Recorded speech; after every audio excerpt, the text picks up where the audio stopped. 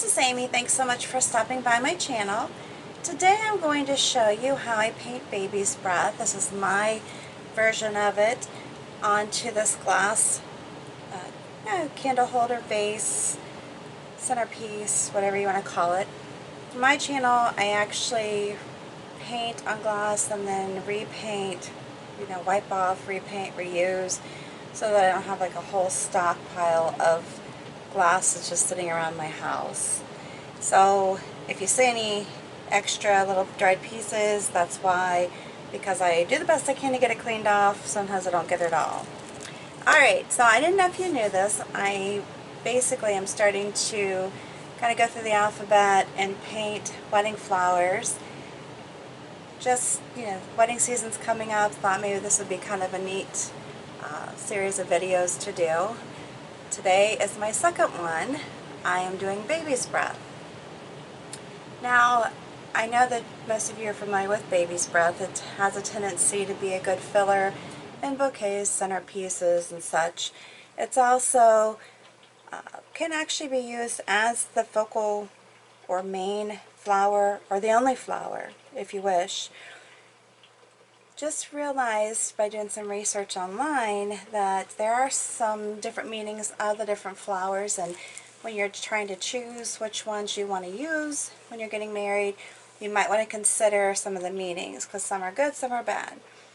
Baby's breath actually is a sign of long-lasting love, and it can also show you the purity of emotions that a couple has during their wedding ceremony. Hopefully, that's what they should have, right?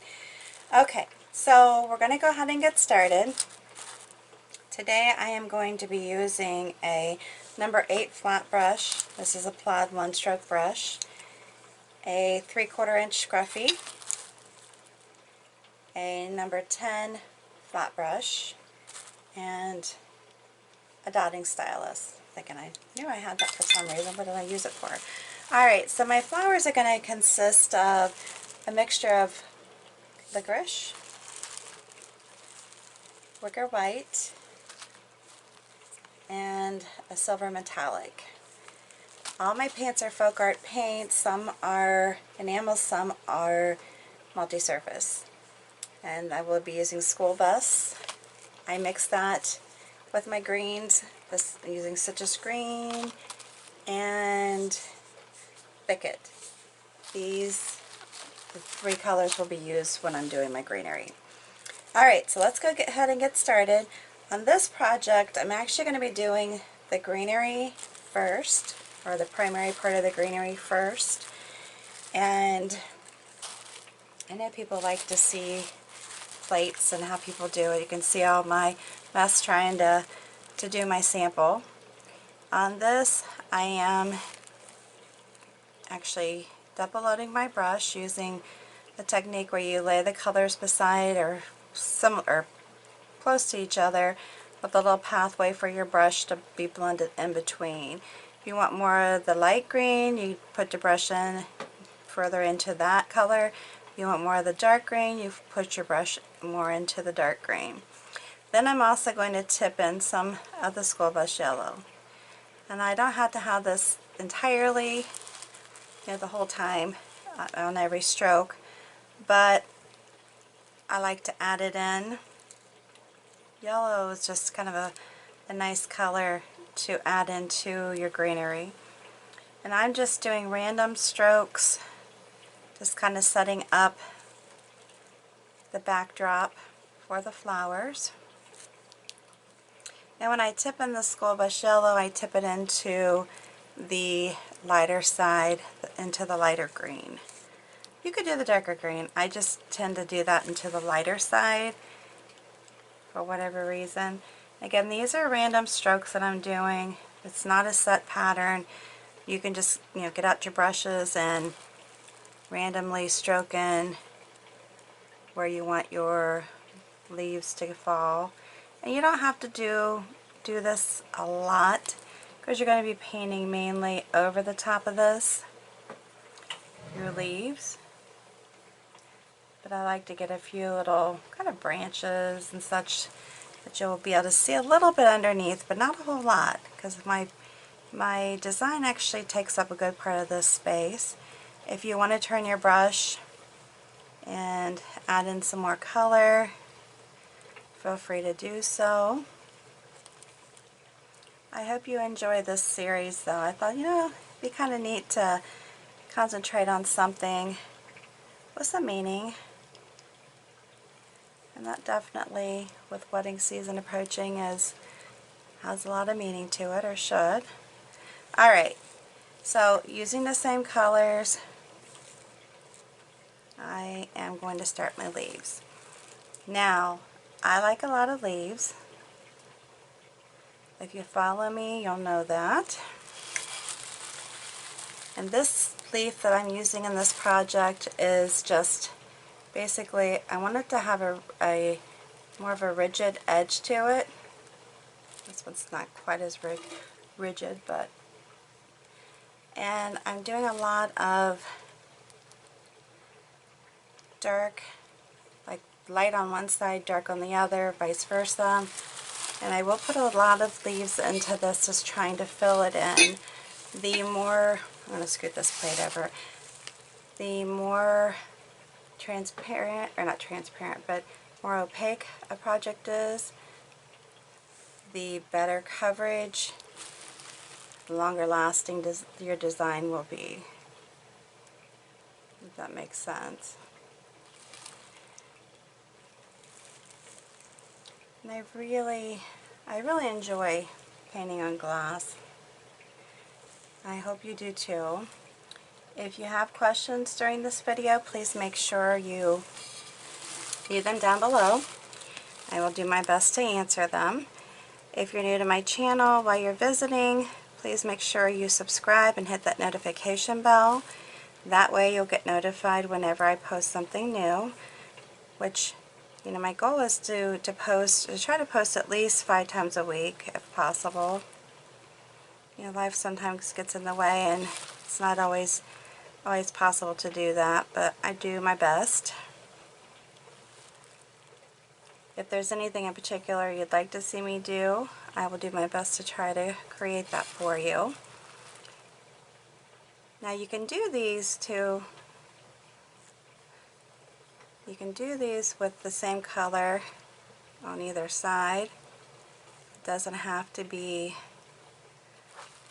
rotating the colors. You can do them all the same way if you want, or vary them. And I kind of like to vary them a little bit. I think it gives it more interest. Feel free to use my designs as a jumping off point, meaning that you don't have to necessarily copy them entirely, but you can if you want, or just get inspiration from them.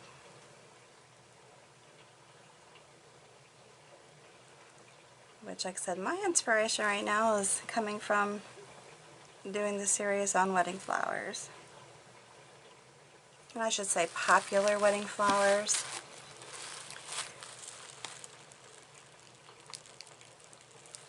Like on this one, if you don't like the coverage because of the way the line looks in the center, then just go over it. And I do have the lighter green on the outside. And you could just even use that as the center. You don't have to do, line down them if you don't choose not to. But sometimes it's a natural line with the way you do your paint. Just saying. Sometimes it works that way. Alright, so far this is what we have. I'm going to come over here and then just, on this, I like to vary my leaves as far as, adding some basic leaves and then somewhat more difficult leaves. On this one I'm doing all the same. I'm not varying them at all. The only difference I would say is when I do like a partially opened baby's breath, then you might see But I didn't even put leaves around that one. Just the pulls, you know, down through the actual flower to show that it's attached. And I'm not doing any fancy flipping as far as that goes. Stroke my brush here and go over this again. If you have simple strokes like this, I'm not layering or anything, you could give it a second coat if you wish, because that too will give it more thickness and durability.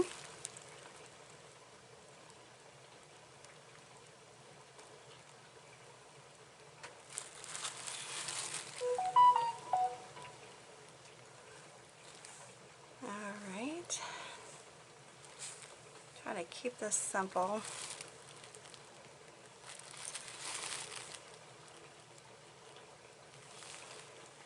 Keep it simple. If you get too much paint on your brush, just scrape it off. That's why you see all these marks alongside my tray here, because that's what I've done. And then I might have maybe a leaf coming off, just so it's not so symmetrical.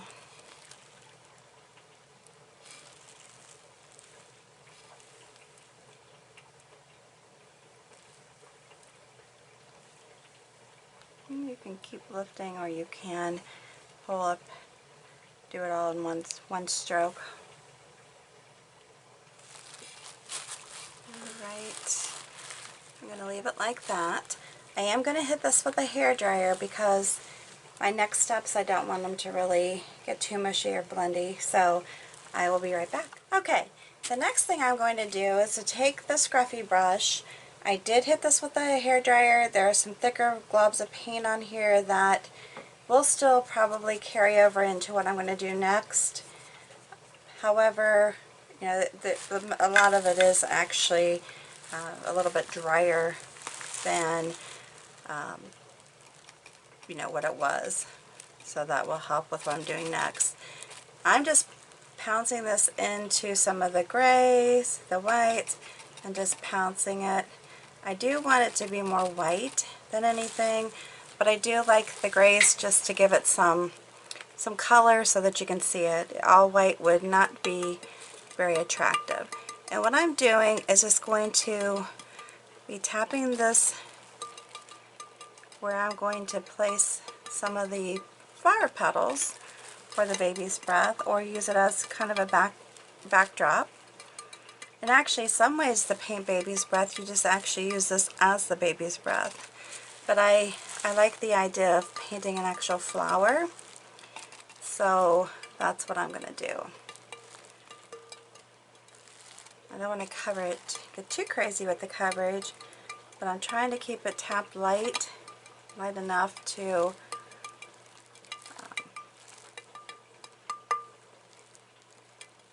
see it, but not be too, like I did get some green in here, but that's fine. That's perfectly fine. I am going to hit it again with the hairdryer. Be right back. And then what I was thinking when I'm doing this, I'm thinking, you know, just think of this as the start of a bouquet. You know, you put some greenery in, you're putting some of the baby's breath in, then you're going to put some of your flowers in, and then you're going to maybe add some more and more greenery, just kind of fill it in. But this one is strictly all about baby's breath. Alright, so I'm dipping my brush into the white, and I have a little mixture here that's a little bit lighter gray, because I don't want it to be too gray, but it's okay if some of it is. I'm not going to be crazy about that. Simple flower though. What I'm doing is just doing kind of like little teardrop strokes. Pull it around. And they don't have to be real precise. You can do 4 or 5 petals. You can just do partial petals, meaning that, like, so I can just make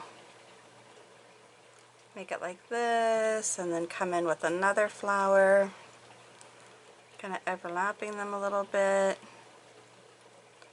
If you get my gist, my drift, my gist.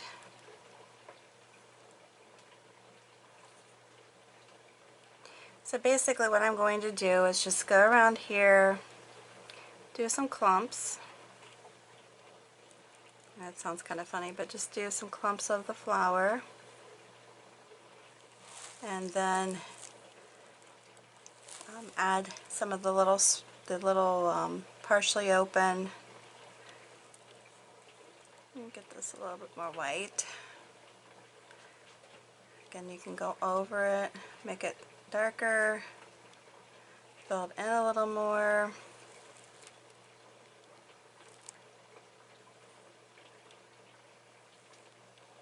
And you are seeing some of the green underneath. If you don't like that, then just make sure that you, on the partially open, make sure that you give it some drying time. I need to finish my thoughts when I'm trying to tell you something. I apologize.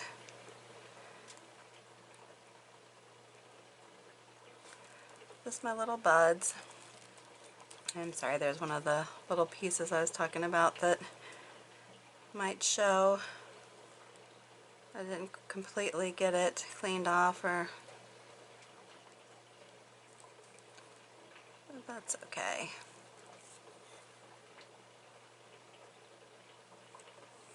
Just a fun little buds. I'm just kind of pulling it, making them not real precise.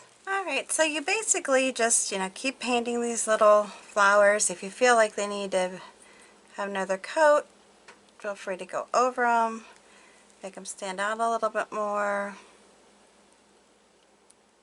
And you can just see that I'm just randomly placing them. I don't want to push too much here because I don't want to start getting the paint to pull up, because it will do that if you overwork it too much. That's one piece right there. And see, I just do the little buds out the side like that. They're just kind of really nondescript. Then I take my dotting stylus and go through the ones that appear to be open, and just quickly tap into the center. I do not tap anything into the buds. I just leave them as they are.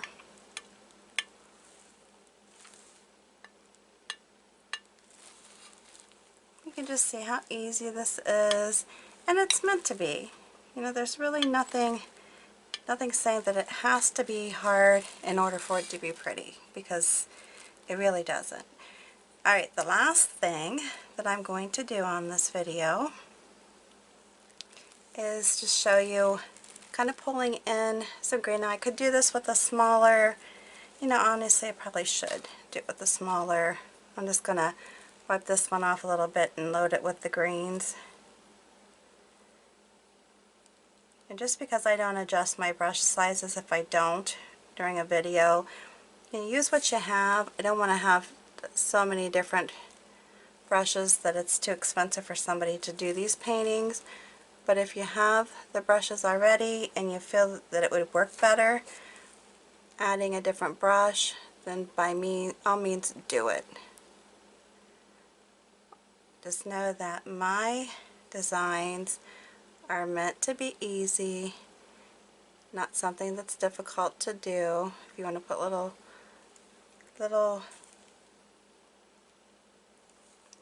leaves, you can, or you can just leave it as it is.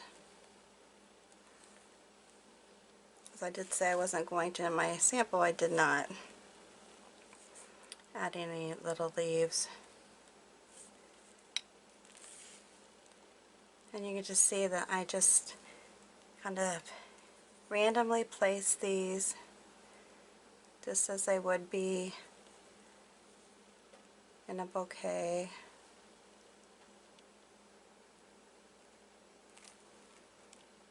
And they're fine. Like I said, if you decide you don't want to put any leaves around them, that's fine.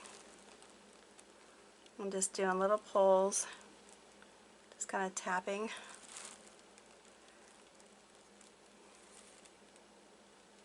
that and pulling them in.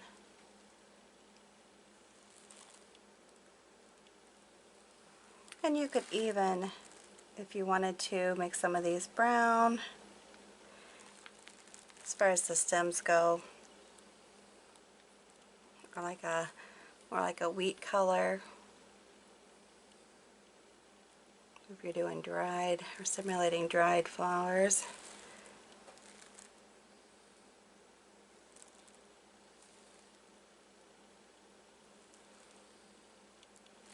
You see how easy this is. And you're done. That's all there is to it. My version of baby's breath. Alright, I hope you like this video. Tried to make it very simple, easy to follow. If you give this a try, please post it on my Facebook page. That's listed in my comments below the video. If you like this video, once again, give me a big thumbs up. If you have not already subscribed, please hit that subscribe button and notification bell. And after the video is over, if you would hit the share button underneath and share this on your social network with all your family and friends, I would appreciate it. And just remember, if you're getting married, make sure that you really give some thought to the flowers. Don't just put bouquet flowers together thinking that anything goes. There is a meaning to them, and make it special. Alright, once again, thanks so much. I do appreciate you. Have a good one. Until the next time, see you then.